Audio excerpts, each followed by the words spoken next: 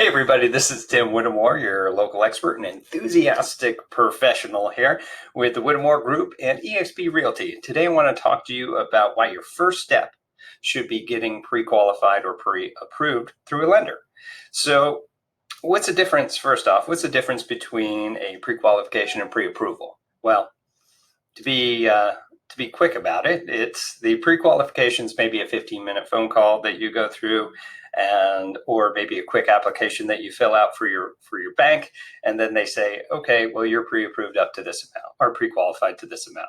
Now, the pre-approval is when they actually send you a checklist, you fill all that information out, you send it out, and they run it through their system, and then they go, you're pre-approved. Now, the approval is definitely stronger than a qualification, but at least in the market that we have now, a qualification is at least good enough.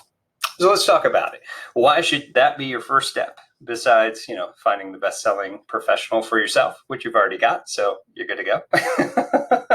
But seriously, going back, the reason that you should do that is twofold. So first off, if we go out and we find a house, say we're looking in the $200,000 range.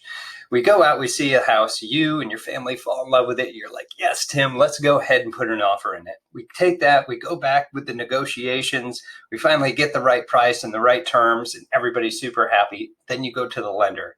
And then the lender says, I'm sorry, but I can only lend you up to 175. It's just emotionally draining. Like, I feel drained just thinking or talking about it. Because that means we got to go all the way back to the drawing board, going back and seeing another set of houses. And the dream home that you just saw is now gone. It's out of the picture. And you're never going to be quite as satisfied. So let's not do that. That just sucks for everybody. The next one is that in our market that we have now, it's very competitive. So if we go out and we find a house that you really, really like, and another buyer goes out there and wants to offer at the same time, and we're in multiple offers, having a pre-qualification is going to set you up for a competitive advantage. So hypothetically, you put in an offer, and they put in an offer, and it's the exact same thing. It's two white sheets of paper. However, your offer actually has a pre-qualification letter with it, and this one doesn't. Well, who do you think the seller's going to go with? Yeah, the person that says that they can afford it.